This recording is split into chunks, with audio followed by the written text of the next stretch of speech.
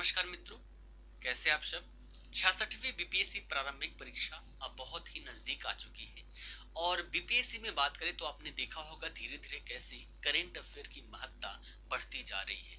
35 से 40 प्रश्न आपको करेंट अफेयर से देखने को मिलते हैं, जिसमें 10 से 12 बिहार से संबंधित होते हैं। तो उसी को लेकर मैं यहाँ पर आप सभी के समक्ष आज की क्लास प्रस्तुत कर रहा हूँ और आज की इस एक क्लास में हम पूरे एक वर्ष का करेंट अफेयर जो केवल केवल केवल बिहार से संबंधित होगा उसकी चर्चा करने वाले हैं। यहाँ पर हम जनवरी से लेकर सितंबर 2020 तक का करेंट अफेयर देखेंगे। बाकी जो भी बचा हुआ है वो मिसलेनियस के रूप में एग्जाम से 3-4 दिनों पहले आप सभी को करेंट अफेयर का वीडियो प्राप्त हो जाएगा। तो इतने में देखें तो लगभग 50 के आसपास टॉपिक है और इस 50 टॉपिक को अगर आप कर लेते हैं तो बिहार से संबंधित आने वाले जो भी प्रश्न होंगे उन सभी को आप आसानी से हल कर पाएंगे, ठीक है ना। तो समय को बर्बाद ना करते हुए हम जल्दी से सेशन को प्रारंभ करते हैं। एक एक टॉपिक यहाँ पर महत्वपूर्ण है, सबके बारे में लिखते हुए चलिएगा और मेरा उद्देश्य यहाँ पर केवल प्रारंभिक परीक्षा है। तो जो भी डेटा आप सभी को यहाँ मिलेगा वो इतना इनफ होगा कि प्रारंभिक परीक्षा का हर एक प्रश्न जो बिहार से संबंधित होगा वो आपका हो जाए, ठीक है ना। तो सबसे पहले तो हम यहाँ पर बात करते हैं बिहार चुनाव की, ठीक है ना। बिहार चुनाव से भी प्रश्न आप सभी को देखने को मिलेगा। तो हाल ही में बिहार में चुनाव हुआ और नई सरकार यहाँ पर गठित की गई है ना। तो यहाँ पर देखा जाए बिहार विधानसभा का चुनाव हुआ जिसमें 243 सीटों पर है ना, 243 सीटों पर चुनाव हुआ जिसमें जीत के लिए 122 सीटें आवश्यक थी। अब यहाँ पर देखा जाए तो गठबंधन, एक गठबंधन थी एनडीए नेशनल डेमोक्रेटिक एलियंस और दूसरा था एमजीबी महागठबंधन। एनडीए की बात करें तो इसमें बीजेपी, हम, जेडीयू और वीआईपी इन सबको मिलाकर जो यहाँ पर गठबंधन हुआ था वो एनडीए था। और दूसरा देखें तो RJD, CPI, CPM, INC, CPI, MLLC इन सबको मिलाकर जो यहाँ पर गठबंधन बना था वो एमजीबी था, है ना। तो इसमें देखा जाए जो चुनाव हुआ उसमें एमजीबी को महागठबंधन को 110 सीटों पर विजय प्राप्त हुई, जबकि यहाँ पर एनडीए की बात करें तो एनडीए को टोटल 125 सीटों पर विजय प्राप्त हुई, यानी कि इनको बहुमत बना और इनकी सरकार यहाँ पर बनी। सरकार बनने के बाद यहाँ पर मुख्यमंत्री, उप मुख्यमंत्री और बहुत सारे कैबिनेट मंत्रियों का चुनाव हुआ। उन सब की चर्चा एक बार कर लेते हैं कि किन के जिम्मेदारी में क्या क्या विभाग देखने को मिल रहा है। तो आप सभी को पता होगा मुख्यमंत्री के रूप में 7वीं बार नीतीश कुमार पुनः यहाँ पर मुख्यमंत्री के रूप में शपथ लिए और शपथ किसके द्वारा, राज्यपाल के द्वारा दिलवाया जाता है। तो वर्तमान राज्यपाल की बात करें तो वर्तमान राज्यपाल यहाँ के कौन है, फागू चौहान। और फागू चौहान की बात करें तो ये बिहार के 29वें राज्यपाल हैं जो वर्तमान समय में भी है और इन्होंने कार्यभार जो है 29 जुलाई 2019 से संभाला था। तो यहाँ पर मुख्यमंत्री के रूप में नीतीश कुमार जी ने यहाँ पर 7वीं बार यहाँ पर क्या किया, शपथ लिया। उप मुख्यमंत्री की बात करें तो यहाँ पर 2 उप मुख्यमंत्री चुने गए हैं, एक है तारकिशोर प्रसाद और दूसरे हैं रेणु देवी या फिर रेणु कुमारी। तो उप मुख्यमंत्री के रूप में तारकिशोर प्रसाद और रेणु देवी है, ठीक है ना। अब यहाँ पर बात करते हैं कि यहाँ पर मंत्री कौन कौन से हैं। तो सबसे पहले यहाँ पर देखें तो 14 मंत्री मंत्रिमंडल में सम्मिलित किए गए हैं, जिसमें से जेडीयू से देखें तो 5, बीजेपी से 7, हम से 1 और वीआईपी से 1। वो कौन कौन से लोग हैं बात कर लेते हैं एक बार। सबसे पहले यहाँ पर बात करें तारकिशोर प्रसाद की, तो इनके जिम्मेदारी में वित्त, वाणिज्य, पर्यावरण व वन, सूचना प्रौद्योगिकी, आपदा प्रबंधन, इन सभी विभागों को तारकिशोर प्रसाद के अंतर्गत रखा गया है। रेणु देवी की बात करें तो पंचायती राज, पिछड़ा एवं अति पिछड़ा वर्ग कल्याण और उद्योग विभाग इनके अंतर्गत रखा गया है। अमरेंद्र सिंह की बात करें तो इनके अंतर्गत कृषि विभाग, सहकारिता विभाग एवं गन्ना उद्योग है। जीवेश कुमार की बात करें तो पर्यटन, श्रम, खनन विभाग इनके अंतर्गत रखा गया है। रामप्रीत अमृत पासवान की बात करें तो लोक स्वास्थ्य अभियंत्रण इनके अंतर्गत रखा गया है। ये सभी के सभी बीजेपी से संबंधित है। अब बात करते हैं यहाँ पर आगे आगे हम देखें शीला कुमारी या शीला देवी, इनको परिवहन विभाग सौंपा गया है। मुकेश सहनी की बात करें तो मुकेश सहनी को यहाँ पर पशु एवं मत्स्य संसाधन विभाग सौंपा गया है। मेवालाल चौधरी की बात करें तो इनको शिक्षा विभाग सौंपा गया है। मंगल पांडे की बात करें तो इनको स्वास्थ्य, पथ निर्माण, कला एवं संस्कृति एवं युवा विभाग सौंपा गया है। आगे हम देखें यहाँ पर तो आगे है राम सूरत राय जो बीजेपी से संबंधित है और इनको राजस्व, भूमि सुधार एवं विधि विभाग सौंपा गया है।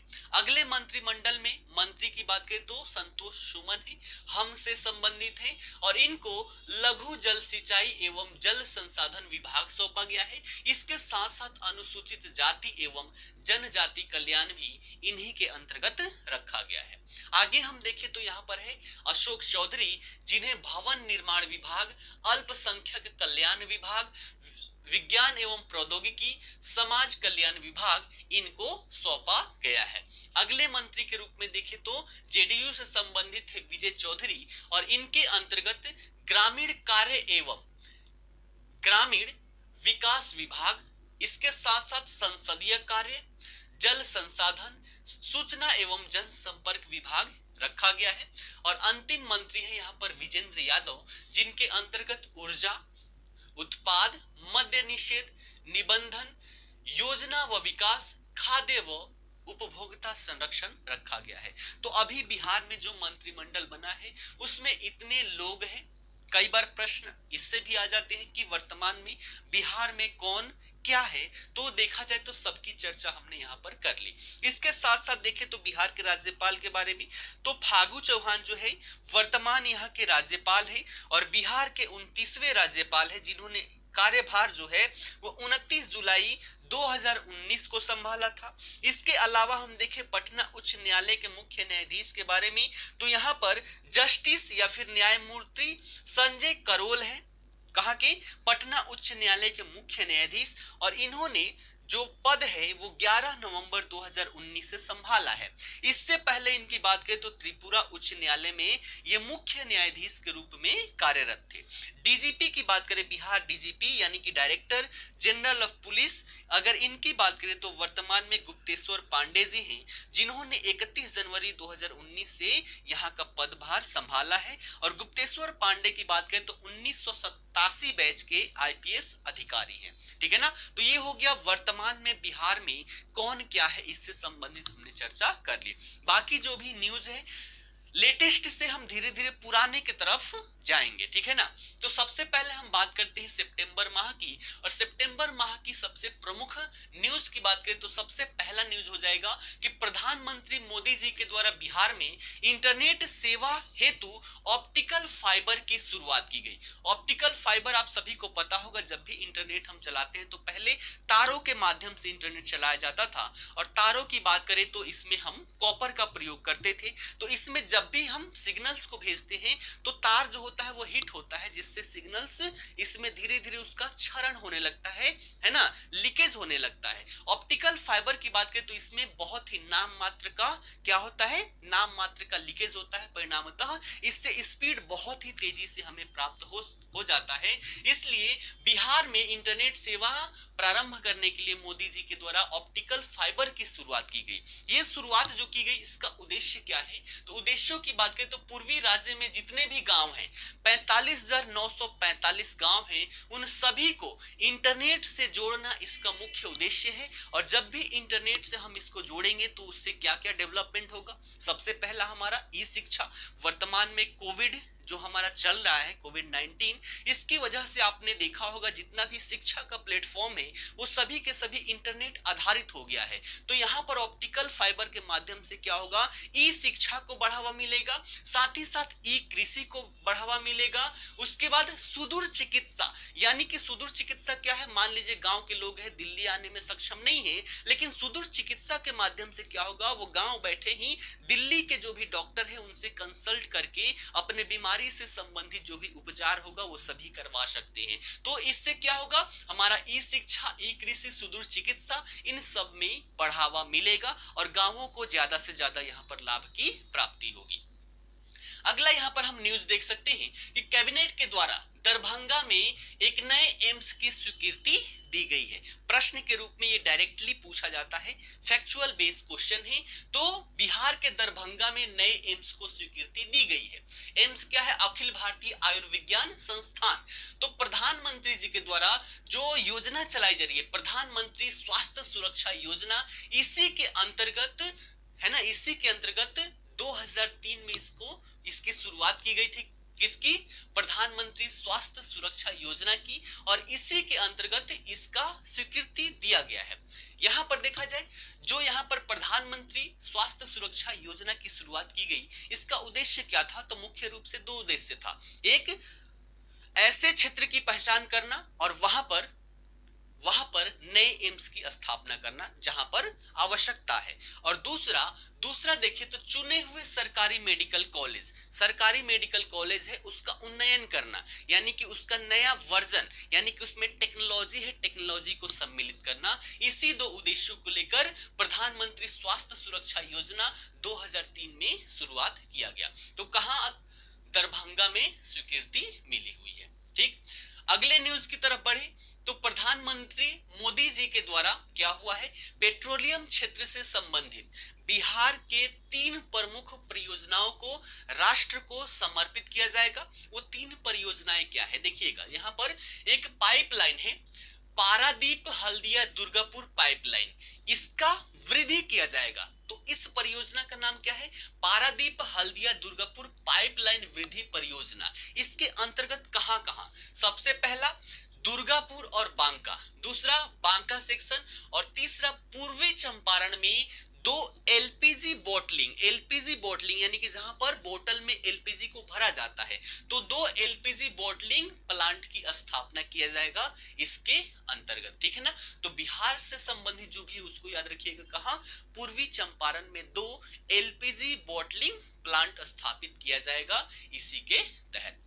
अगला हम यहाँ पर देखिए, अगला हमारा महत्वपूर्ण हो जाता है कोसी रेल महासेतु। आप सभी इससे परिचित होंगे, और कोसी रेल महासेतु की बात करें तो प्रधानमंत्री नरेंद्र मोदी जी के द्वारा इसको भी राष्ट्र को समर्पित किया जाएगा।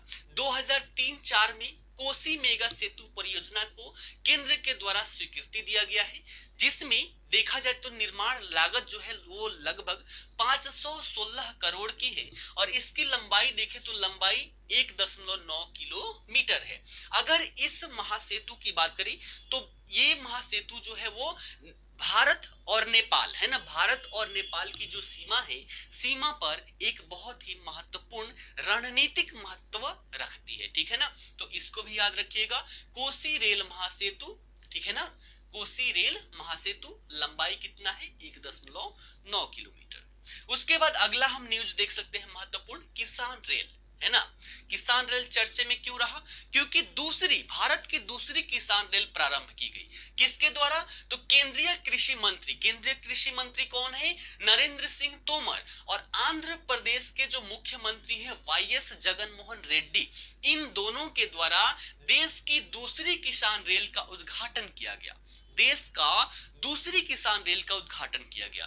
कहां से कहां चलेगी, ये अनंतपुर से नई दिल्ली को चलेगी, और भारत की दूसरी है। लेकिन दक्षिण भारत की बात करें तो दक्षिण भारत की ये पहली रेलवे है। ठीक है ना, अब ये दूसरी है तो पहली कौन है, हमने यहाँ पर क्यों किया, क्योंकि ये बिहार से संबंधित है। तो जब दूसरी किसान रेल का उद्घाटन किया गया तो पहली कौन है, तो भारत की पहली किसान रेल की बात करें तो महाराष्ट्र के देवलाली, जो नासिक के पास है, देवलाली से बिहार के दानापुर के बीच प्रारंभ किया गया। कब, 7 अगस्त 2020 को। ठीक है ना, तो भारत की पहली किसान रेल किससे संबंधित है, बिहार से, महाराष्ट्र के देवलाली से बिहार के दानापुर के बीच चलाया गया। अब यहाँ पर जो किसान रेल, दूसरी किसान रेल जो यहाँ पर प्रारंभ की गई, इसमें अनंतपुर को ही क्यों चुना गया, इसका कुछ ना कुछ तो कारण होगा।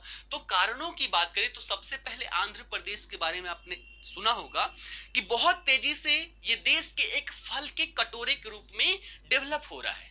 यहाँ पर देखें तो अनार हो गया है ना, अनार के साथ साथ खरबूजा, पपीता, अमरूद, इसके साथ साथ जो टमाटर है, रस भरे टमाटर, ये सभी यहाँ पर बड़े स्तर पर उत्पादित किया जाता है।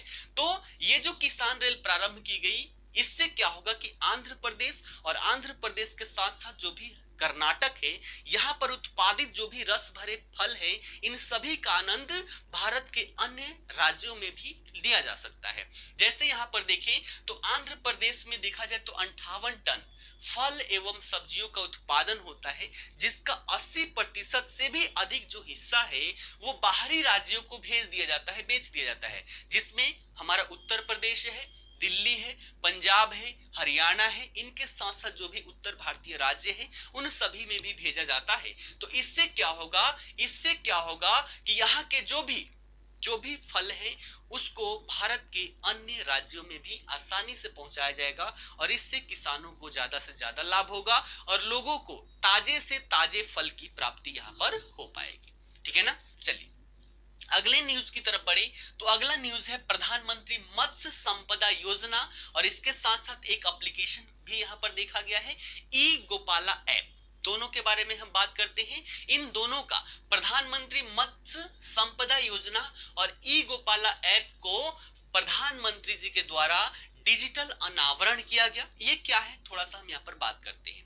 मत्स्य पालन क्षेत्र में सतत विकास के लिए इसको प्रारंभ किया गया है और इसके लिए जो बजट यहाँ पर रखा गया है वो 20,050 करोड़ रुपए का रखा गया है, जो अब तक का मत्स्य क्षेत्र में सबसे बड़ा निवेश है।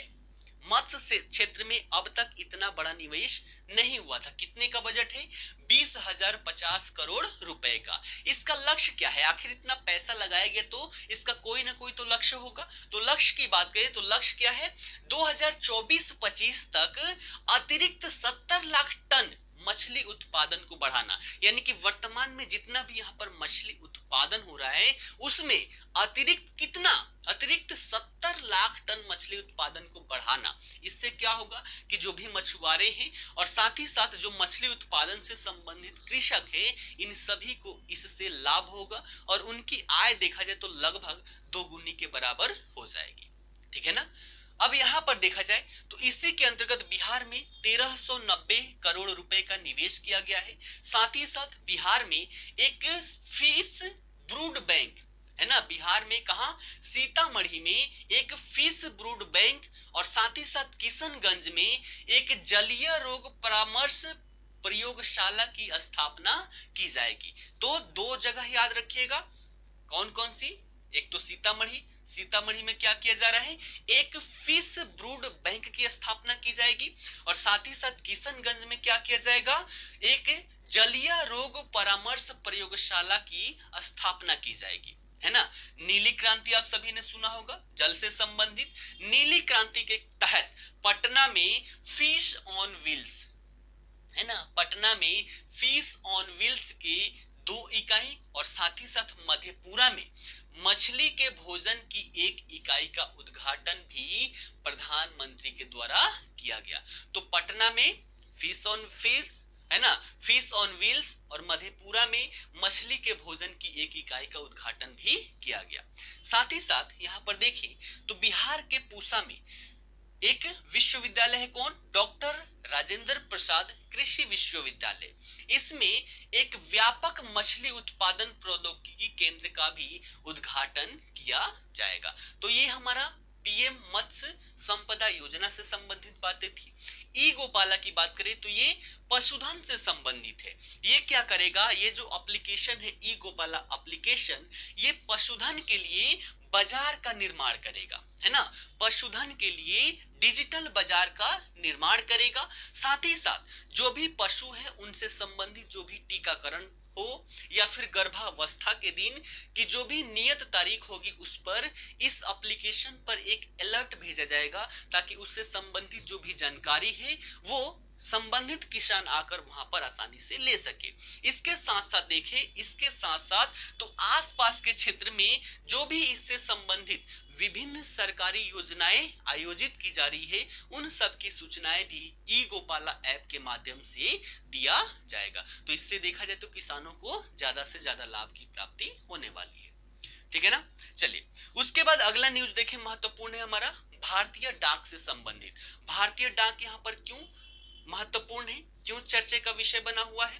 तो यहाँ पर देखा जाए तो वर्तमान समय में लॉकडाउन लगा हुआ है और लॉकडाउन के दौरान लोगों तक वस्तुओं और मौद्रिक राहत पहुंचाने का कार्य जो है वो भारतीय डाक के द्वारा यहाँ पर किया जा रहा है। ठीक है ना। देश भर में देखें तो स्वदेशी और लोकप्रिय प्रकार के जो भी वस्तु है इन सब के वितरण में विशेष भूमिका भारतीय डाक के द्वारा निभाई जा रही है और इसके लिए वाहवाही भी इसकी की जा रही है। ये महत्वपूर्ण बिहार के लिए क्यों है? क्योंकि यहाँ पर देखा जाए तो मधुबनी चित्र बहुत ही फेमस है, तो भारतीय डाक के द्वारा मधुबनी चित्र को भी यहाँ पर देखा जाए तो एक जगह से दूसरी जगह वितरण करने में विशेष भूमिका यहाँ पर निभाया जा रहा है। यहाँ पर भारतीय डाक से और भी हर एक क्षेत्र की जो भी महत्वपूर्ण वस्तुएं हैं उन सब का सूची वहां का कोई एमपी हो या एमएलए हो, एमपी एमएलए दोनों के द्वारा किसी क्षेत्र विशेष में अगर कोई विशेष वस्तु का उत्पादन किया जाता है तो उसका सूची तैयार किया जाएगा और सूची तैयार करके क्या करेंगे, ये इनको प्रदान करेंगे भारतीय डाक को और भारतीय डाक के द्वारा अगर कोई व्यक्ति चाहता है तो उसको एक जगह से दूसरे जगह आसानी से खरीद सकता है। तो इस क्षेत्र में देखें तो भारतीय डाक के द्वारा विशेष भूमिका निभाई जा रही है। चलिए हम अगले महीने पर बढ़ते हैं, यानी कि अगस्त 2020 के क्या क्या न्यूज रहे हैं। तो यहाँ पर पहले हम न्यूज के रूप में देख सकते हैं कि बिहार प्रदूषण नियंत्रण बोर्ड ने IIT दिल्ली के साथ समझौता किया है। कि क्यों समझौता किया है? तो यहाँ पर देखा जाए प्रदूषण की बात करें तो जो बिहार का पटना है वो भी देखा जाए तो वहां पर बड़े स्तर पर प्रदूषण देखने को मिलता है ना। सबसे प्रदूषित शहरों में से एक हमारा शहर कौन सा है? पटना है। तो यहाँ पर वायु गुणवत्ता के प्रबंधन जांच हेतु है ना, प्रबंधन हेतु और जांच हेतु भौगोलिक सूचना प्रणाली आधारित मंच स्थापित करने हेतु यह समझौता किया गया है। और इसके अंतर्गत देखें तो कौन कौन सा क्षेत्र, एक तो हमारा पटना हो गया, दूसरा गया और तीसरा मुजफ्फरपुर। पटना, गया और मुजफ्फरपुर इन तीन जगहों पर जो भी PM 2.5 आपने सुना होगा, PM 2.5 के स्रोतों एवं परिवहन की पहचान की जाएगी। इसके लिए बिहार प्रदूषण नियंत्रण बोर्ड किसके साथ? IIT दिल्ली के साथ समझौता किया गया है। तो डायरेक्टली प्रश्न ऐसे भी पूछे जाते हैं कि किसके साथ समझौता किया गया है इस कार्य हेतु। चलिए अगले न्यूज पर चले तो नितिन गडकरी जी है। नितिन गडकरी जी की बात करें तो ये कौन से मंत्री हैं? सड़क परिवहन और राजमार्ग मंत्री हैं। तो इनके द्वारा महात्मा गांधी सेतु के अप स्ट्रीम कैरिजवे का उद्घाटन किया गया। कैरिजवे क्या है? एक बार गूगल पे सर्च कर लीजिएगा। एक तो हमारा जो वहां पे पुल होता है, पुल के नीचे और भी यहाँ पर जो एक संरचना होती है जिसमें दो लोग आसानी से ट्रेवल कर सकते हैं, इसकी यहाँ पर उद्घाटन की गई है। किसके द्वारा? नितिन गडकरी के द्वारा। इसकी लंबाई जो है, लंबाई की बात करें है ना, लंबाई की बात करें तो 5.5 किलोमीटर से भी ज्यादा है। और इसकी बात करें तो ये क्या है? 4 लेन है। और साथ ही साथ जो NH19 है पटना और हाजीपुर के मध्य, वहां पर ये स्थित है। इसमें निर्माण लागत की बात करें तो 1742 करोड़ रुपए इसमें लगा हुआ है और इससे संबंधित जो कार्य था वो जून 2017 में प्रारंभ हुआ था। तो कहां से कहां याद रखिएगा, और इसकी लंबाई कितनी है, बस इससे ज्यादा और कुछ यहाँ पर पूछेगा नहीं। ठीक है ना। चलिए अगले न्यूज पर यहाँ पर चलते हैं। दूरस्थ शिक्षा हेतु मोबाइल ऐप। वर्तमान में देखें तो कोविड-19 है और कोविड-19 की वजह से वैश्विक स्तर पर लॉकडाउन लगाया गया है। ऐसी स्थिति में हर एक चीज, चाहे वो शिक्षा हो या फिर कोई भी वस्तु हो है ना, कोई भी कार्य हो, सभी के सभी कुछ समय के लिए यहाँ पर बंद हो गया था। अभी भी सावधानी से चलाई जा रही है। तो उसी के अंतर्गत दूरस्थ शिक्षा के लिए बहुत सारे राज्यों के द्वारा अलग अलग प्रकार के मोबाइल ऐप बनाए गए जिसके माध्यम से बच्चे जो हैं वो आसानी से शिक्षा को प्राप्त कर सके। ठीक है ना। जैसे यहाँ पर देखें तो चंडीगढ़ के द्वारा जो एप्लीकेशन बनाया गया वो है फिनिक्स मोबाइल ऐप, है ना। फिनिक्स मोबाइल ऐप चंडीगढ़ के द्वारा निर्मित किया गया है। मध्य प्रदेश के द्वारा देखें तो मध्य प्रदेश के द्वारा टॉप पेरेंट ऐप यहां पर निर्मित किया गया है।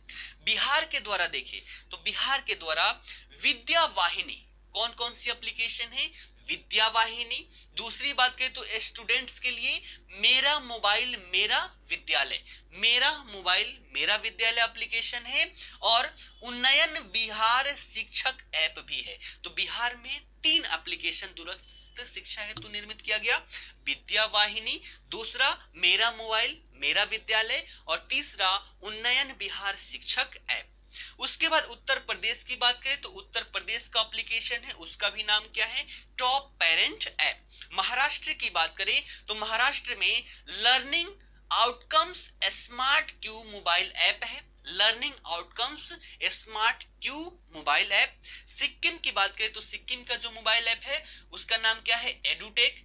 त्रिपुरा की बात करें तो एम्पावर यू शिक्षा दर्पण है ना, एम्पावर यू शिक्षा दर्पण। उसके बाद पंजाब की बात करें तो आई स्क्वेला लर्न मोबाइल ऐप, आई स्क्वेला लर्न मोबाइल ऐप। असम की बात करें तो विश्व विद्या असम मोबाइल ऐप। तो ये सभी दूरस्थ शिक्षा हेतु लॉकडाउन के क्रम में ऐसे ऐसे मोबाइल ऐप अलग अलग राज्यों के द्वारा डेवलप किए गए ताकि शिक्षा को हर एक जगह आसानी से पहुंचाया जा सके। अगला यहाँ पर हम देखें तो अगला न्यूज है कि बिहार के मुजफ्फरपुर में राष्ट्रीय इलेक्ट्रॉनिकी एवं सूचना प्रौद्योगिकी संस्थान, जिसे शॉर्ट में NIELIT कहा जाता है, के डिजिटल प्रशिक्षण और कौशल केंद्र की आधारशिला रखी गई। किसके द्वारा? केंद्र सरकार के द्वारा। कहा?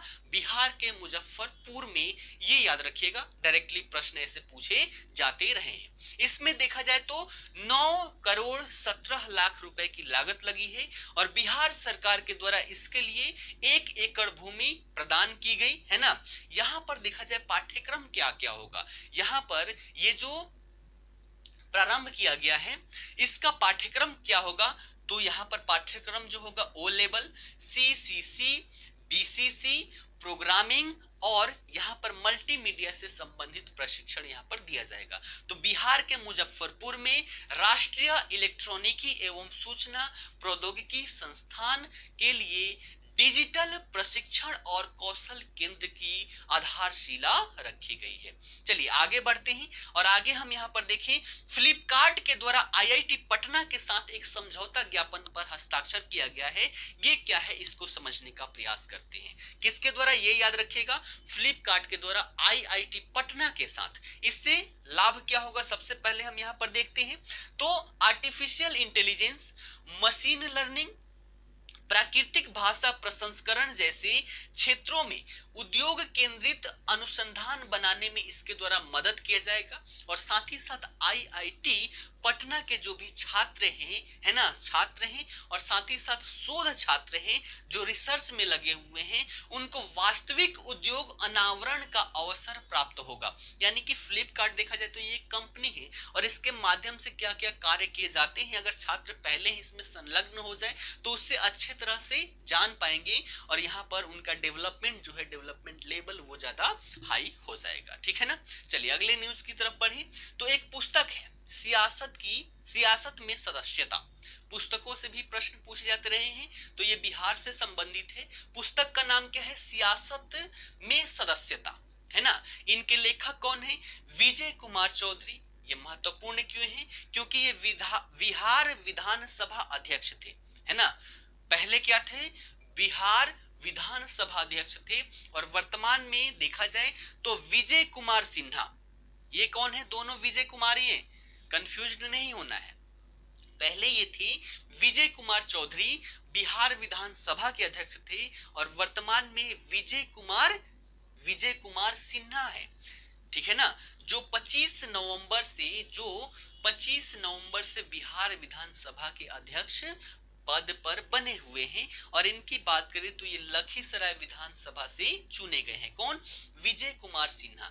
तो पुस्तक की हम बात कर रहे थे सियासत में सदस्यता। इसके लेखक कौन है? विजय कुमार चौधरी, जो बिहार विधानसभा के पूर्व अध्यक्ष थे और इनकी जो पुस्तक है सियासत में सदस्यता, उसका विमोचन बिहार के मुख्यमंत्री नीतीश कुमार जी के द्वारा किया गया। तो ये भी आप याद रखिएगा, सियासत में सदस्यता।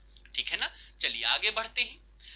अगला न्यूज हम देखें तो अगला न्यूज है यहाँ पर आकांक्षी जिले। नीति आयोग के द्वारा यहाँ पर डेल्टा रैंकिंग किया जाता है आकांक्षी जिलों को लेकर, और ये जो है 2018 में शुरू किया गया था, जिसका उद्देश्यों की बात करें तो जिलों को जन आंदोलन के माध्यम से विषमताओं को जल्दी और प्रभावी रूप से दूर करना। यानी कि एक जिला कोई डेवलप है, एक जिला यहाँ पर डेवलप नहीं है, तो ये जो विषमता है, इन विषमताओं को दूर करने हेतु 2018 में ये शुरू किया गया था। ठीक है ना। इसके लिए देखा जाए तो स्वास्थ्य और पोषण, शिक्षा, कृषि एवं जल संसाधन, वित्तीय समावेशन, कौशल विकास आदि विकास के क्षेत्र जिनके आधार पर रैंकिंग यहाँ पर किया जाएगा। तो ये सभी आधार है, स्वास्थ्य और पोषण, शिक्षा, कृषि एवं जल संसाधन, वित्तीय समावेशन, कौशल विकास, इन सब के आधार पर रैंकिंग किया जाएगा। अब ये जो रैंकिंग यहाँ पर इसका रिजल्ट जो आया है डेल्टा रैंकिंग, जो नीति आयोग के द्वारा किया गया है, इसमें देखा जाए तो प्रथम स्थान जो है वो बीजापुर जिला को मिला है ना। बीजापुर जिला किस राज्य में है? छत्तीसगढ़ में है। तो इस रैंकिंग में, आकांक्षी जिले रैंकिंग में प्रथम स्थान जो है वो बीजापुर को मिला है, जो छत्तीसगढ़ का एक जिला है। बिहार में देखें तो बिहार का नवादा, याद रखिएगा बिहार का नवादा, इसको चौथा स्थान मिला हुआ है। इसके साथ साथ बिहार के अन्य जिले भी हैं जो आकांक्षी जिले के रूप में है, जैसे सीतामढ़ी, शेखपुरा, पूर्णिया, मुजफ्फरपुर, खगड़िया, कटिहार, जमुई, गया, बेगूसराय, बांका, अररिया और औरंगाबाद, ये सभी के सभी आकांक्षी जिलों के अंतर्गत आते हैं। तो नवादा को चौथा रैंक मिला है, और प्रथम रैंक की बात करें तो बीजापुर जिले को छत्तीसगढ़ राज्य का है, इसको यहाँ पर देखने को मिला है। ठीक है ना। चलिए अगले न्यूज पर चलते हैं। अगला न्यूज है SBAM1। ये क्या है? ये क्या है? एक प्रकार का बैक्टीरिया है। फुल फॉर्म इसका देखें तो सबोर बियो आर्सेनिक मिटिगेटर 1।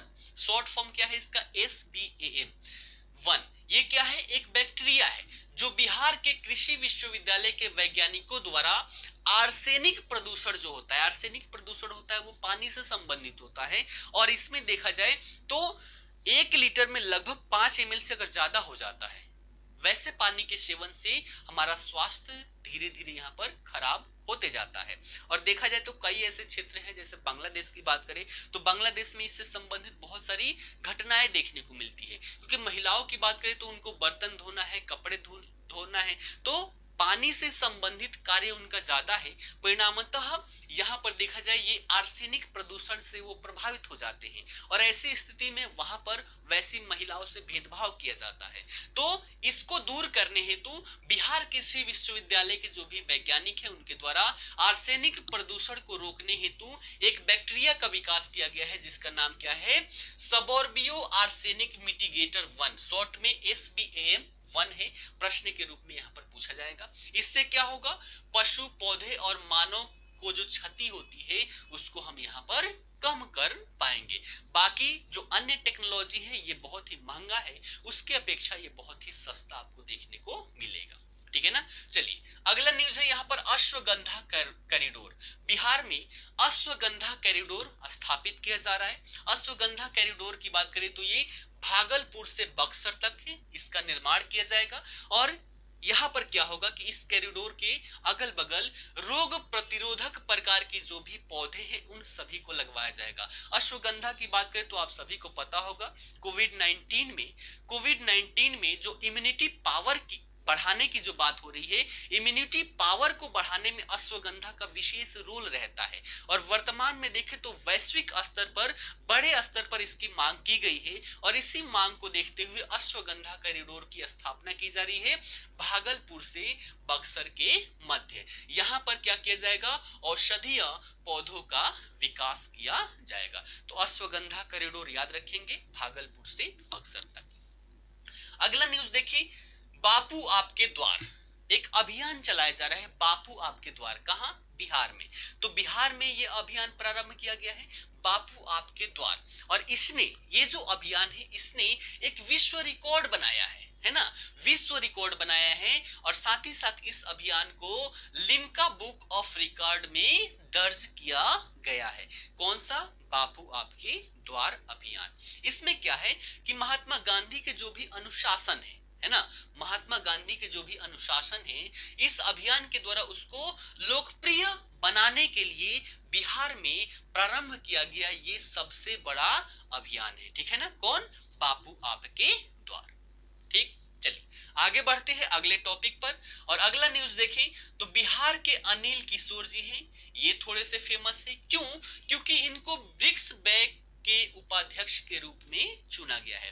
तो बिहार के जो अनिल किशोर जी हैं, ये वर्तमान में ब्रिक्स बैंक के उपाध्यक्ष के रूप में चुने गए हैं, जो भोजपुर जिले के निवासी है, बिहार के भोजपुर जिले के निवासी हैं। और ये जो महत्वपूर्ण उपलब्धि है ना, भारत में पहली बार, है ना, भारत में पहली बार है। यानी कि जो अनिल किशोर जी हैं वो इस महत्वपूर्ण उपलब्धि को हासिल करने वाले पहले भारतीय बने हैं। तो इस लिहाज से ये हमारा न्यूज जो है वो हमारे लिए महत्वपूर्ण हो जाता है।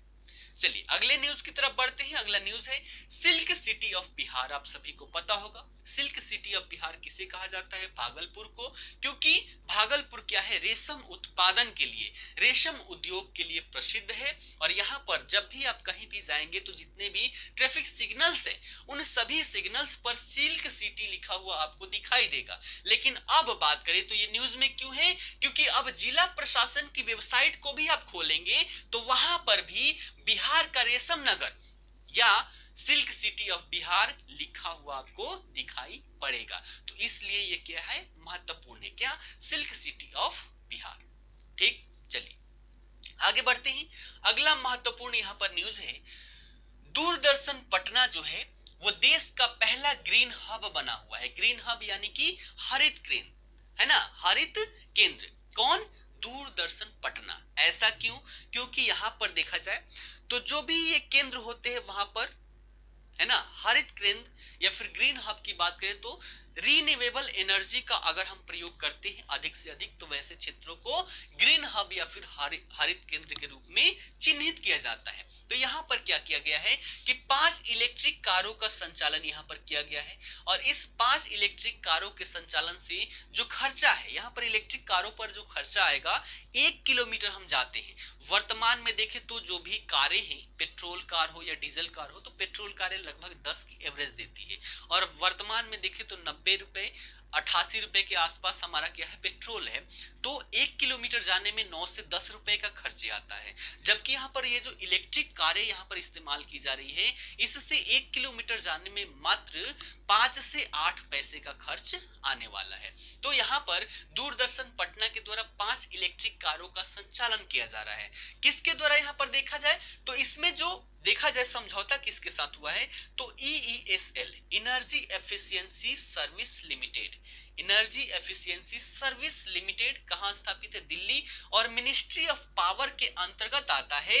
तो इस हेतु इसके साथ समझौता किया गया है। और इसके द्वारा सब्सिडाइज रेट पर, यानी कि जो सब्सिडी वाला रेट है उस रेट पर इन कारों को पटना केंद्र में भेजा गया है। ठीक है ना, कितने? 5। और साथ ही साथ इसी के द्वारा पटना केंद्र जो है, दूरदर्शन पटना केंद्र, अब इलेक्ट्रिक कार है तो इसमें चार्ज करने की समस्या आती है। और चार्ज करने की बात करें तो जो एसी के चार्जिंग हेतु जो यहाँ पर जो भी हमारा यंत्र होता है, अगर उससे चार्ज करें तो 5 से 6 घंटे लगते हैं। लेकिन यहाँ पर फास्ट चार्जिंग स्टेशन भी इसी के द्वारा, किसके द्वारा? EESL के द्वारा पटना केंद्र पर ही फास्ट चार्जिंग स्टेशन की भी स्थापना की जा रही है। और इसके माध्यम से 45 मिनट में एक कार यहाँ पर फुल चार्ज हो सकता है। तो इसलिए दूरदर्शन पटना जो है ये देश का पहला ग्रीन हब या फिर हरित केंद्र बन चुका है। ठीक है ना, चलिए अगला न्यूज देखिए, बिहार मानवाधिकार आयोग से संबंधित। बिहार मानवाधिकार आयोग क्यों? यहां पर देखा जाए तो न्यायमूर्ति जो है, न्यायमूर्ति विनोद, है ना, न्यायमूर्ति विनोद जी ने बिहार मानवाधिकार आयोग के अध्यक्ष का कार्यभार संभाला है। इससे पहले देखें तो अध्यक्ष का जो कार्यभार जो है, पद जो था वो रिक्त था, और रिक्ति के स्थान पर नवंबर 2016 से न्यायमूर्ति बिलाल नजकी कार्यकारी अध्यक्ष के रूप में कार्य कर रहे थे। कौन? न्यायमूर्ति नजकी बिलाल नजकी कार्यकारी अध्यक्ष के रूप में कार्य कर रहे थे। और देखें तो न्यायमूर्ति विनोद जो हैं ये अब वर्तमान में बिहार मानवाधिकार आयोग के अध्यक्ष का कार्यभार संभाल रहे हैं। ठीक है ना। चलिए अगला न्यूज देखें, राज्य लोक सेवा आयोग है ना, बिहार लोक सेवा आयोग, बिहार राज्य लोक सेवा आयोग या फिर बीपीएससी के नाम से आप सभी लोग जानते हैं। तो यहाँ पर देखा जाए तो बीपीएससी का 1987 बैच के एक आईएएस अधिकारी हैं आर के महाजन, है ना। कौन? आर के महाजन। उन्होंने 31 अगस्त को इसके अध्यक्ष के पद पर नियुक्त हुए। कौन? एक आईएएस अधिकारी हैं, 1987 बैच के वरिष्ठ आईएएस अधिकारी आर के महाजन 21 अगस्त 2020 से बिहार लोक सेवा आयोग के अध्यक्ष पद पर नियुक्त है। एक बात यहां पर देखा जाए तो ये जो डेट है 31 अगस्त, इसी दिन इनकी सेवानिवृत्ति हुई, और सेवानिवृत्ति होने के साथ ही यहाँ के अध्यक्ष भी चुन लिए गए। तत्कालीन अध्यक्ष देखें, यानी कि इनसे पहले कौन अध्यक्ष थे? शिशिर कुमार सिन्हा। ये 19 जुलाई को सेवानिवृत्त हो गए थे। 19 जुलाई को ये क्या हो गए थे? सेवानिवृत्त हो गए थे। तो उसके बाद नए कौन से हैं? याद रखिएगा, आर के महाजन। ठीक है ना। चलिए आगे देखते हैं, अगले न्यूज पर चलते हैं। पटना पीएमसीएच में राज्य का पहला हीमोग्लोबिनोपैथी डे केयर सेंटर का शुभारंभ किया गया। किस चीज का? हीमोग्लोबिनोपैथी डे केयर सेंटर का शुभारंभ किया गया। इससे क्या होगा? यहां पर देखें तो थैलेसीमिया आप सभी को पता होगा, thalassemia, haemophilia, sickle cell anaemia, इन सब से जो भी पीड़ित लोग हैं उनकी यहां पर चिकित्सा की जाएगी। साथ ही साथ उससे संबंधित सहायता एवं परामर्श भी यहां पर दिया जाएगा। कहां? पटना पीएमसीएच में। इसके साथ साथ ये जो केंद्र यहाँ पर स्थापित किया जा रहा है, इसमें क्या होगा कि जो एचआईवी है, एचआईवी के टेस्ट की भी सुविधा यहाँ पर उपलब्ध होगी, हेपेटाइटिस बी के टेस्ट की सुविधा भी उपलब्ध होगी, उसके साथ साथ हेपेटाइटिस सी की परीक्षण की भी सुविधा यहाँ पर उपलब्ध होगी। कहाँ? पटना पीएमसीएच में। ठीक है ना। चलिए आगे बढ़ते हैं। फिर से देखिए तो भारतीय डाक एक बार फिर से चर्चे में है। इस समय देखिए ये मई 2020 का ये न्यूज है, और यहाँ पर देखें तो इस समय काल पर देखें तो आम और लीची का सीजन होता है, और आम लीची के सीजन को देखकर बिहार में जो भी लीची और आम है उसको आसानी से आप घर पर मंगवा सकते हैं। किसकी वजह से? भारतीय डाक की वजह से। तो भारतीय डाक के द्वारा यहाँ पर क्या किया गया कि भारतीय डाक के द्वारा बिहार में लीची व आम को घर घर पहुंचाने की सुविधा प्रारंभ की गई। इसके लिए बिहार सरकार के साथ समझौता की बात करें किसके द्वारा, किसके बीच में? तो देखिएगा, बिहार पोस्टल सर्कल और बागवानी विभाग बिहार सरकार, किसके बीच में समझौता हुआ? बिहार पोस्टल सर्कल और बागवानी विभाग बिहार सरकार के बीच में समझौता हुआ, और इस समझौता के माध्यम से बिहार सरकार के साथ साझेदारी हुई, और इसके माध्यम से मुजफ्फरपुर का जो शाही लीची है और भागलपुर का जो जर्दालू आम है, इन सब को आप भारतीय डाक के माध्यम से अपने घर पर आसानी से मंगवा सकते थे। ऐसा सुविधा भारतीय डाक के द्वारा प्रारंभ किया गया। ठीक है ना। चलिए अगला न्यूज यहाँ पर है पीकू अस्पताल, है ना। पीकू अस्पताल आप सभी लोग परिचित होंगे। चमकी बुखार से बिहार बहुत ही पीड़ित रहा है, और इससे बहुत सारे बच्चे यहाँ पर पीड़ित रहे।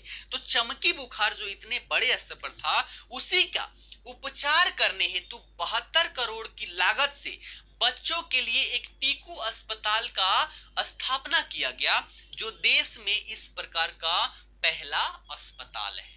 ठीक है ना। इसमें देखा जाए तो 100 बेड वाला ये अस्पताल है, और साथ ही साथ 60 बेड वाला मस्तिष्क कोष वार्ड भी यहाँ पर स्थापित किया गया है। ठीक है ना। तो पीकू अस्पताल किस लिए? चमकी बुखार के उपचार के लिए 72 करोड़ की लागत से बच्चों के लिए पीकू अस्पताल स्थापित किया गया है। ठीक है ना, कहा? SKMCH मुजफ्फरपुर में। ठीक, चलिए अगले न्यूज पर चलते हैं। बिहार खादी का नाम आपने सुना होगा। तो बिहार खादी का जो ब्रांड है, इसका जो ब्रांड एम्बेसडर बनाया गया है वो अभिनेता जो है पंकज त्रिपाठी। आप सभी को पता होगा, पंकज त्रिपाठी जी को बिहार खादी के ब्रांड एम्बेसडर बनाया गया है। अब पंकज त्रिपाठी जी यहाँ पर क्या करेंगे? सबसे पहला कार्य इनका होगा कि बिहार का जो भी खादी है ना, उसका प्रचार प्रसार करेंगे। और साथ ही साथ पटना में क्या बना हुआ है? देश का सबसे बड़ा खादी मॉल। प्रश्न पूछा जा सकता है। तो देश का सबसे बड़ा खादी मॉल जो पटना में स्थापित है, इसका भी प्रचार प्रसार इनके द्वारा किया जाएगा। तो बिहार खादी के ब्रांड एम्बेसडर अभिनेता पंकज त्रिपाठी को बनाया गया है। ठीक है ना। इसके साथ साथ राज्य की जो मधुबनी खादी है, इसका पूरे देश में प्रचार प्रसार भी यहाँ पर किया जा रहा है। ठीक, चलिए आगे देखिए। तो विष्णु भगवान की एक मूर्ति मिली है। कहाँ? बिहार के शेखपुरा जिले में खुदाई का कार्य चल रहा था। तो खुदाई कार्य के दौरान यहाँ पर 800 वर्ष पुरानी भगवान विष्णु का एक मूर्ति मिला है। और ये विष्णु का जो मूर्ति है, इसे किस काल का माना जा रहा है? पाल काल से संबंधित माना जा रहा है। क्योंकि पाल काल की बात करें तो लगभग 8वीं से 12वीं शताब्दी के आसपास भारत में इससे संबंधित शासक रहते हैं। और पाल काल में देखा जाए तो जो कला था, कला को यहाँ पर विशेष प्रोत्साहन दिया। तो यहाँ पर ये जो मूर्ति मिली है भगवान विष्णु की, ये किस काल की? पाल काल से संबंधित मानी जा रही है। किसके द्वारा? भारतीय पुरातत्व विभाग के द्वारा। ठीक है ना। चलिए अगले न्यूज पर चलते हैं। अगले न्यूज की बात करें तो अगला न्यूज है, भारत के महारजिस्ट्रार के द्वारा प्रतिदर्श पंजीकरण प्रणाली का आंकड़ा यहाँ पर जारी किया गया है। ये हमारे लिए क्यों महत्वपूर्ण है? क्योंकि इसमें भी देखा जाए तो बिहार का क्या रोल है वो हम देखते हैं। यहाँ पर जो आंकड़ा जारी किया गया है, ये सभी के सभी आंकड़े 2018 के आंकड़ों पर आधारित है। इसके आधार पर यहाँ पर कहा गया है कि राष्ट्रीय जन्म दर जो है वो कितना है? 20% है। यानी कि हमारी पूरे राष्ट्रीय स्तर पर जो जन्म दर है वो 20%, यानी कि 20% के स्पीड से हमारी जनसंख्या यहाँ पर बढ़ रही है। ठीक है ना। उसके बाद यहाँ पर देखिए, इन सब में जो जन्म दर है, इन सब में सबसे आगे अगर कोई है प्रथम स्थान पर, तो हमारा ही राज्य है बिहार राज्य। ठीक है ना। तो सबसे ज्यादा जन्म दर की बात करें तो बिहार राज्य में है, जो 26.2% से बढ़ रहा है। ठीक है ना। और सबसे कम की बात करें तो हमारा केंद्र शासित प्रदेश है अंडमान निकोबार, वो है, और यहाँ पर 11.2% है। इसमें देखा गया है कि ग्रामीण और शहरी इन दोनों में जो जन्म दर है, इनमें अंतर जो है अब उतना ज्यादा नहीं है, पहले बहुत ज्यादा हुआ करता था। अब इसके साथ साथ मृत्यु दर की भी बात कर लें तो सबसे ज्यादा जो मृत्यु दर है वो छत्तीसगढ़ में है, और सबसे कम की बात करें तो सबसे कम मृत्यु दर जो है वो दिल्ली में है। साथ ही साथ अखिल भारतीय स्तर पर देखें तो अखिल भारतीय स्तर पर जो मृत्यु दर है वो 6.2 है, जबकि पहले की बात करें तो पहले 7.3% हुआ करती थी, यानी कि मृत्यु दर यहाँ पर कम हो रहा है। अब मृत्यु दर की बात आई तो बच्चों से संबंधित यानी कि शिशु मृत्यु दर की चर्चा करना भी यहाँ पर महत्वपूर्ण है। तो शिशु मृत्यु दर की बात करें तो वर्तमान में 2018 के डाटा के अनुसार 32% है। आपको ज्यादा लग रहा होगा, लेकिन इसकी कंपेयरिंग किया जाए 1971 से, 1971 में ये 129% था, है ना। शिशु मृत्यु दर 129% था, और अभी देखें तो 32% पर आ चुका है। तो इसके आधार पर आप समझ सकते हैं कि कितना इसमें डेवलपमेंट हुआ है। ठीक है ना। तो माफ कीजिएगा, इतना हमने देख लिया। अब बचा हुआ है हमारा कुछ लगभग 15 से 16 न्यूज के बारे में, इसको भी देख लेते हैं। तो बिहार से संबंधित एक भी प्रश्न आपका छूटने वाला नहीं है। ठीक है ना। चलिए अब यहाँ पर बात करते हैं, ये अप्रैल 2020 का न्यूज है। यहाँ पर क्या क्या चीजें हैं, तो यहाँ पर सबसे पहले आपको एक नाम पता होना चाहिए, रवीश कुमार। बिहार के रवीश कुमार है। बिहार के रवीश कुमार को जो पहले देखे तो विदेश मंत्रालय जो है, विदेश मंत्रालय के ये प्रवक्ता रह चुके हैं, विदेश मंत्रालय के पूर्व प्रवक्ता।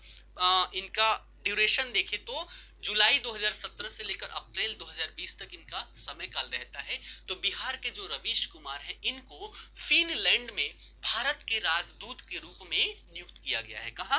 फिनलैंड में, याद रखिएगा। और किससे संबंधित है? बिहार से संबंधित है, इसलिए हमारे लिए महत्वपूर्ण हो जाता है।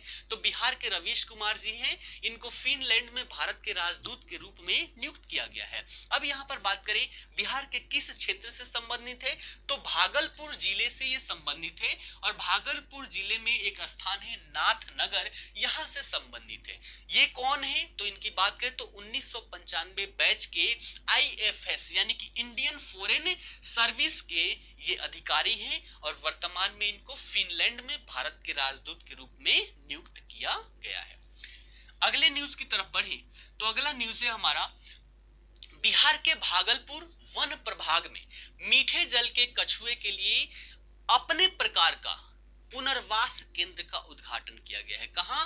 बिहार के भागलपुर वन प्रभाग में, भागलपुर में, याद रखिएगा, डायरेक्टली प्रश्न यहां से पूछे जाते रहे हैं। तो इसकी अगर बात करें तो ये अपनी तरह का पहला पुनर्वास है, ठीक है ना। और इसकी बात करें तो ये लगभग आधे हेक्टेयर क्षेत्र में फैला हुआ है, आधे हेक्टेयर क्षेत्र। और आधे हेक्टेयर क्षेत्र की बात करें तो आधे हेक्टेयर क्षेत्र में लगभग 500 कछुओं के आवास का स्थान यहाँ पर देखा जा सकता है। यानी कि जितने क्षेत्र में ये फैला हुआ है उसमें 500 कछुओं को श्रेय देने का उसमें क्षमता है।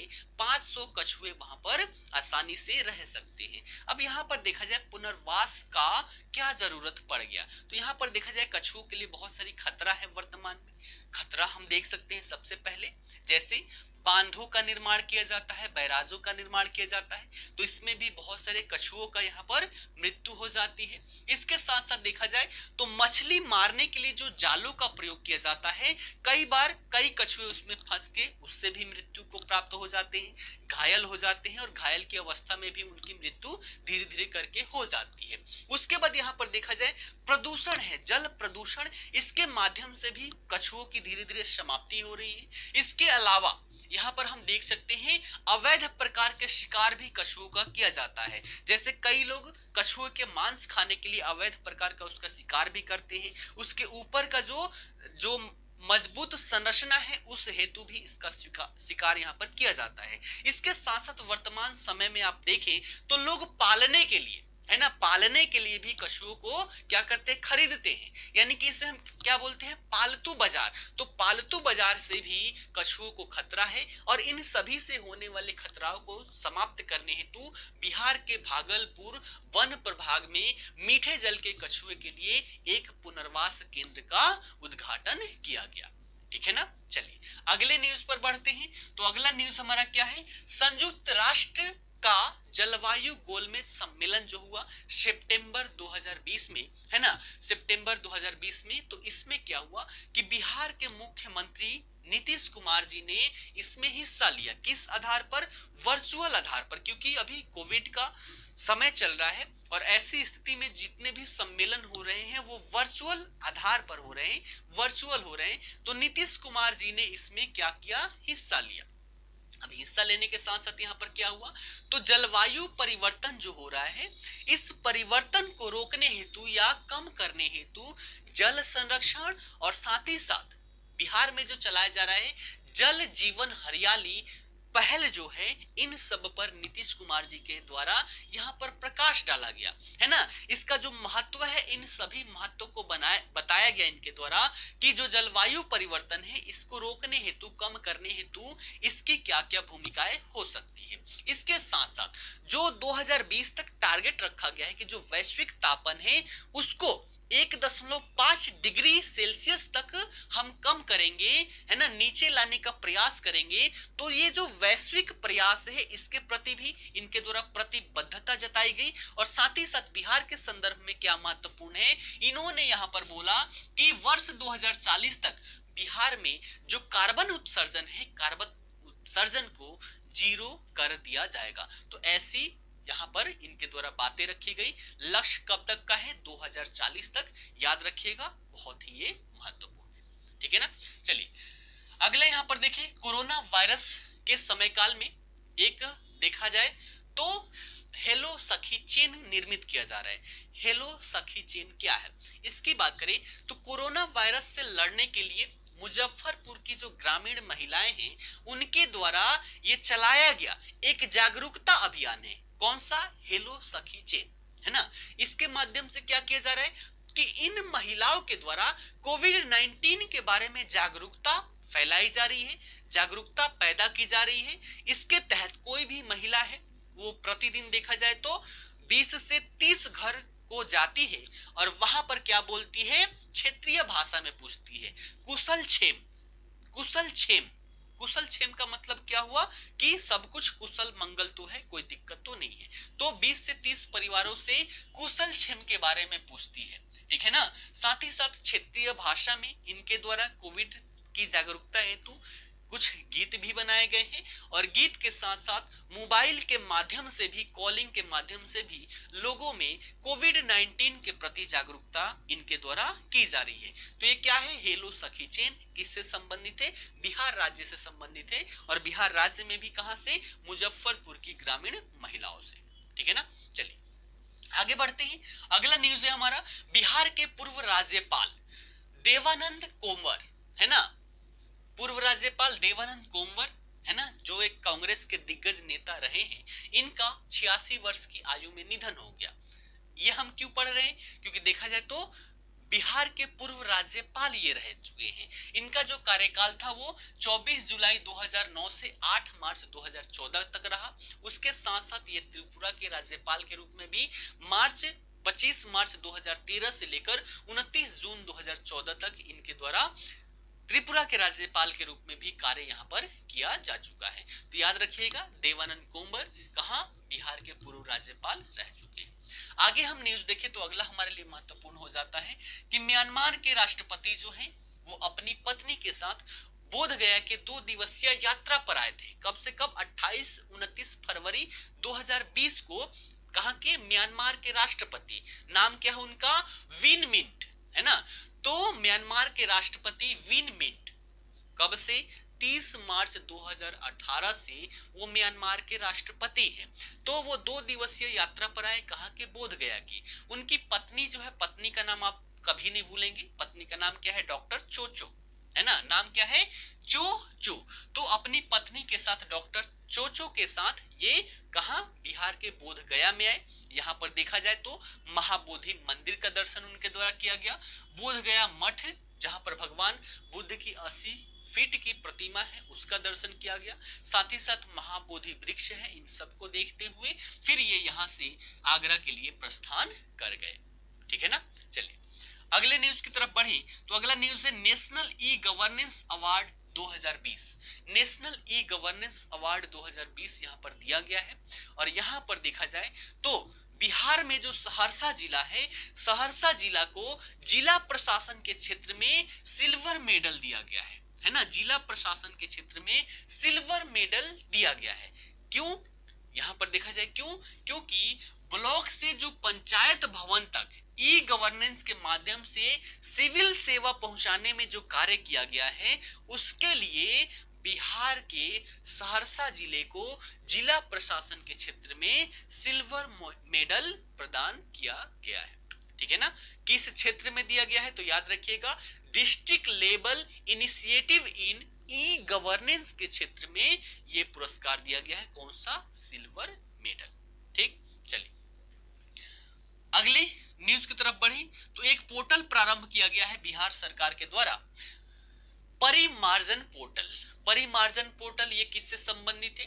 तो ये किसके द्वारा प्रारंभ किया गया है? याद रखिएगा बिहार सरकार का जो राजस्व एवं भूमि सुधार विभाग है उसके द्वारा परिमार्जन पोर्टल प्रारंभ किया गया है। क्यों? इसका उद्देश्य क्या है प्रारंभ करने का? तो उद्देश्य की बात करें तो उद्देश्य क्या है?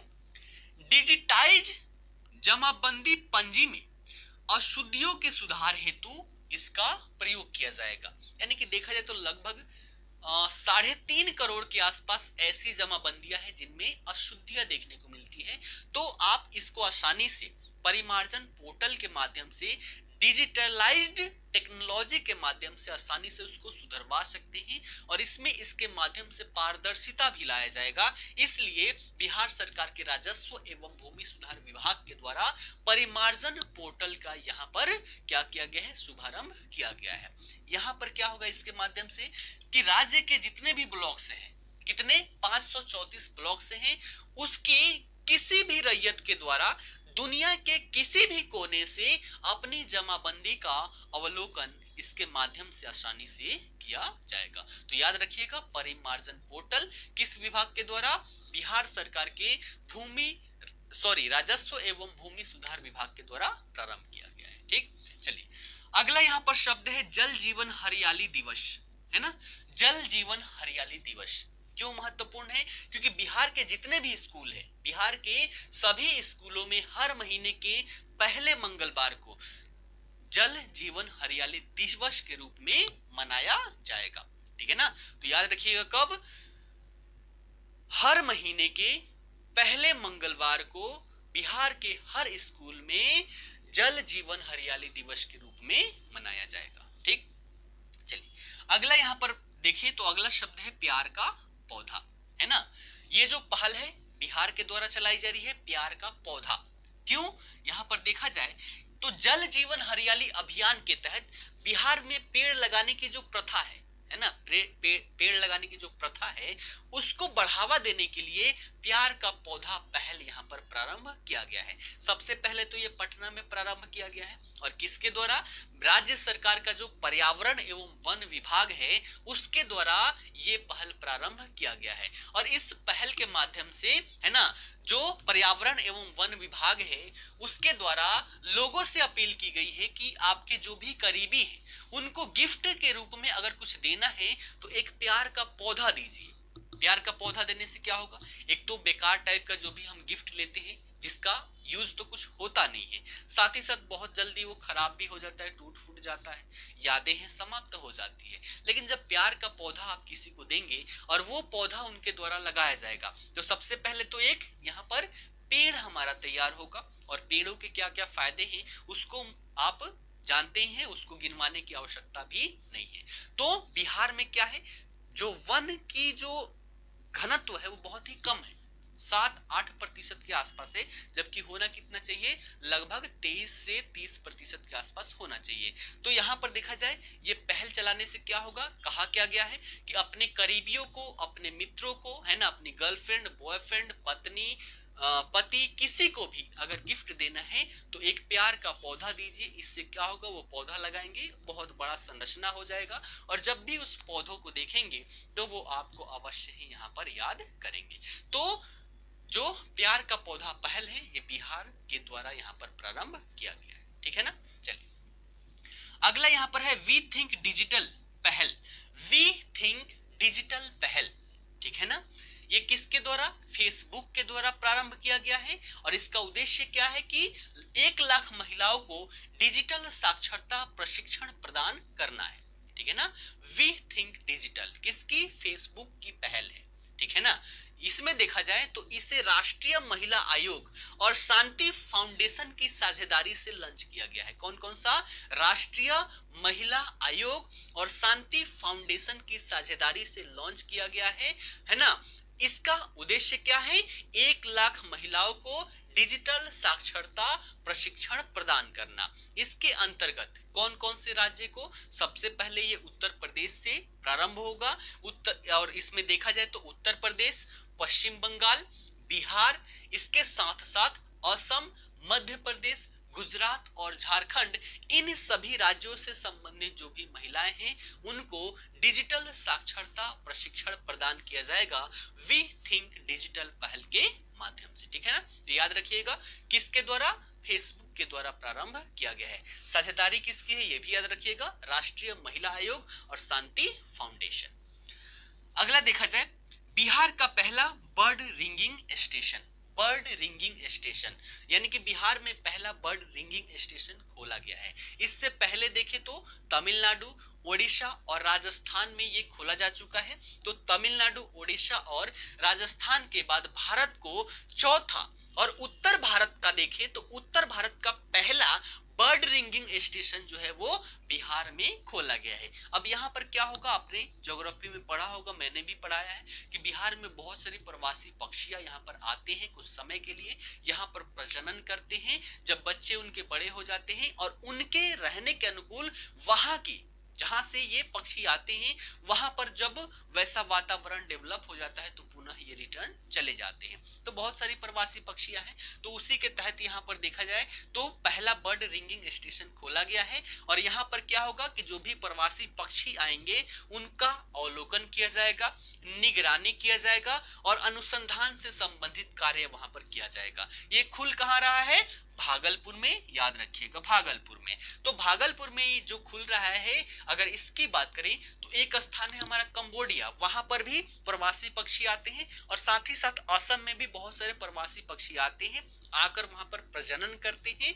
तो प्रजनन से संबंधित अगर देखा जाए तो कंबोडिया और असम के अलावा 3 ज्ञात प्रजनन केंद्रों में से भागलपुर एक यहाँ पर देखने को मिलता है। और यहाँ पर क्या हो गया, बर्ड रिंगिंग स्टेशन खोला गया है। ठीक है ना, चलिए अगला न्यूज देखें तो अगला न्यूज है हमारा एनटीपीसी के द्वारा देश के 6 राज्यों और 3 केंद्र शासित प्रदेशों में 25 सतत परिवेश वायु गुणवत्ता निगरानी स्टेशनों की स्थापना हेतु 80 करोड़ रुपए की मदद की जा रही है। इसके माध्यम से क्या होगा, कौन कौन से क्षेत्र हैं और बिहार के कौन क्षेत्र है, इसकी हम यहाँ पर बात कर रहे हैं। किसके लिए, किसके लिए, सतत परिवेश वायु गुणवत्ता निगरानी। वायु गुणवत्ता कितनी खराब हो चुकी है आप सभी को पता होगा, तो इसी की गुणवत्ता निगरानी हेतु 25 स्टेशनों का यहाँ पर क्या किया जा रहा है, स्थापना हेतु यहाँ पर एनटीपीसी के द्वारा मदद किया जा रहा है। मध्य प्रदेश में देखें तो मध्य प्रदेश में ग्वालियर है, बिहार की बात करें तो बिहार में पटना है, झारखंड में देखें तो रांची है, उत्तर प्रदेश में देखें तो उत्तर प्रदेश के 4 शहर है, कानपुर, लखनऊ, प्रयागराज और वाराणसी। कानपुर, लखनऊ, प्रयागराज और वाराणसी। उसके बाद तमिलनाडु में देखें तो मदुरई, महाराष्ट्र में देखें तो पिपरी चिंचवाड़ा। ये सभी क्या है, 6 राज्य हैं जहां पर स्थापित किया जाएगा। उसके बाद केंद्र शासित प्रदेशों की बात करें तो अंडमान निकोबार में पोर्ट ब्लेयर, दादरा एवं नागर हवेली में सिलवासा और दमन में ये सभी यहाँ पर स्थापित किए जाएंगे। तो बिहार से कौन सा जगह है हमारा, पटना है, आप हमेशा याद रखिएगा। ठीक है ना, चलिए आगे बढ़ते हैं। सतत विकास लक्ष्य इंडिया इंडेक्स और डैशबोर्ड 2019 की जो यहाँ पर देखा जाए जारी किया गया। अब उसमें क्या है वो सारी चीजें हम देखते हैं। तो सतत विकास लक्ष्य इंडिया इंडेक्स और डैशबोर्ड जो है 2019, ये किसके द्वारा, नीति आयोग के द्वारा यहाँ पर जारी किया जाता है। और ये जो सूचकांक है, ये सूचकांक है, इसमें जो लक्ष्य रखा गया है सतत विकास लक्ष्य 2030 है ना, तो 2030 तक सतत विकास लक्ष्यों को प्राप्त करने की दिशा में भारत के राज्यों और केंद्र शासित प्रदेशों के द्वारा जो भी प्रगति की गई है उसको ये जो रिपोर्ट है डायरेक्टली रूप से उल्लेखित करता है, डिटेलिंग में उल्लेखित करता है। अब इसके द्वारा जो रैंकिंग है ना, रैंकिंग से प्रश्न पूछे जाते हैं। तो रैंकिंग की बात करें तो प्रथम रैंक के साथ है ना, केरल की बात करें तो ये 70 अंकों के साथ प्रथम स्थान पर है। केरल जो है 70 अंकों के साथ प्रथम स्थान पर है, जबकि बिहार की बात करें तो बिहार भी प्रथम स्थान पर है, लेकिन निचले पायदान से, यानी कि अंतिम पायदान पर कौन है, बिहार है। किसमें, याद रखिएगा, सतत विकास लक्ष्य इंडिया इंडेक्स और डैशबोर्ड का जो आंकड़ा जारी हुआ है इसमें केरल प्रथम स्थान पर, जबकि बिहार जो है वो अंतिम स्थान पर, अंतिम पायदान पर है। यहां पर देखिए सेकंड स्थान तो हिमाचल प्रदेश को मिला, कितना अंक, 69 अंक, जबकि तीसरे स्थान पर देखिए तो 67 अंक के साथ आंध्र प्रदेश, तेलंगाना और तमिलनाडु यहां पर बने हुए हैं। ठीक, चलिए आगे बढ़ते हैं। Global Bihar excellence award 2019, global Bihar excellence award 2019 जो है ये पीयूष जायसवाल जी को दिया गया है। पीयूष जायसवाल जी को दिया गया है। क्यों, सामाजिक कल्याण, महिला सशक्तिकरण, कला और संस्कृति के क्षेत्र में नई प्रतिभाओं को पेश करने हेतु ये जो ग्लोबल बिहार एक्सीलेंस अवार्ड 2019 है ये पीयूष जायसवाल जी को दिया गया। ठीक, चलिए आगे देखिए। जोगबनी बिहार, जोगबनी बिहार है ना, जोगबनी बिहार में है और विराटनगर नेपाल में है। तो जोगबनी विराट एकीकृत चेक पोस्ट का उद्घाटन यहाँ पर किया गया है। ठीक है ना, हम बात करते हैं ये क्यों महत्वपूर्ण है, बिहार से ही संबंधित है। तो भारतीय प्रधानमंत्री नरेंद्र मोदी जी और उस समय देखे जब उद्घाटन हुआ नेपाली प्रधानमंत्री ओली महोदय जी हैं, इन दोनों के द्वारा संयुक्त रूप से इसका उद्घाटन किया गया वीडियो कॉन्फ्रेंसिंग के माध्यम से, है ना, वीडियो कॉन्फ्रेंसिंग के माध्यम से उद्घाटन किया गया। और इसकी बात करें तो यह इस प्रकार की दूसरी एकीकृत चेक पोस्ट है। अगर इस चेक पोस्ट की बात करें, जोगबानी विराटनगर एकीकृत चेक पोस्ट, तो ये जो व्यापार वाणिज्य होता है इन दोनों देशों के बीच में, तो उसके लिए एक महत्वपूर्ण बिंदु है। साथ ही साथ देखें तो ये जो चेक पोस्ट बना है, जो देखा जाए लेटेस्ट टेक्नोलॉजी होता है, आधुनिक सुविधाएं हैं, उन सबसे ये लैस है। ठीक है ना, जोगबनी बिहार में और विराटनगर नेपाल में एकीकृत चेक पोस्ट का उद्घाटन किया गया है। ठीक है ना, चलिए अंतिम न्यूज है। अंतिम न्यूज हम यहाँ पर देखते हैं, people to watch Forbes India सूची। People to watch Forbes India सूची में माफ कीजिएगा, बिहार के जो कन्हैया कुमार है, जवाहरलाल जेएनयू से संबंधित है ना, बिहार के कन्हैया कुमार को ये जो सूची है इसमें 20 लोगों को सम्मिलित किया गया है और इस 20 लोगों की सूची में से कन्हैया कुमार को 12वां स्थान मिला है। जबकि प्रशांत किशोर की बात करें तो जेडीयू के राष्ट्रीय उपाध्यक्ष ये रहे हैं, इनको 16वां स्थान यहाँ पर प्राप्त हुआ है। तो people to watch Forbes India सूची में बिहार के कन्हैया कुमार और एक और हमने नाम क्या देखा, प्रशांत किशोर, इन दोनों को यहाँ पर 20 लोगों की सूची में स्थान मिला है। कन्हैया कुमार को 12 जबकि प्रशांत किशोर को 16वां स्थान मिला है। ठीक है ना, फर्स्ट की बात करें कि पहला स्थान किसे मिला, तो भारतीय ही मूल के हैं, अमेरिकी, है ना, भारतीय मूल के अमेरिका में जन्मे राजनीतिक टिप्पणीकार है हसन मिन्हाज, इनको प्रथम स्थान। जबकि 20वें स्थान की बात करें तो केन्या के एक मैराथन धावक है एलियुड किपचोगे, है ना, एलियुड किपचोगे, इनको 20वां स्थान मिला हुआ है। ठीक है ना, तो ये सारी चीजें हमारी करंट अफेयर थी जो हमारा जनवरी 2020 से लेकर सितंबर 2020 तक थी। आशा करता हूं हर एक चीज आपको आसानी से समझ में आया होगा और इतनी सारी चीजें मैंने इसके माध्यम से देने का प्रयास किया है कि प्रारंभिक परीक्षा के दृष्टिकोण से आपके एक भी प्रश्न बिहार से संबंधित आपके नहीं छूटेंगे। और एग्जाम से लगभग 4-5 दिन पहले आपको एक और वीडियो मिल जाएगा इसी का पार्ट 2। इसके अलावा जो करंट अफेयर हमारा बचा हुआ है, 2-3 चीजें हैं, उन सबसे संबंधित एक और वीडियो आप सभी को जारी कर दूंगा और वहां से बिहार से संबंधित सभी प्रश्न आपके आसानी से बन जाएंगे। ठीक है ना, तो आज के लिए इतना ही रहने देते हैं, फिर मिलेंगे अगले वीडियो के साथ।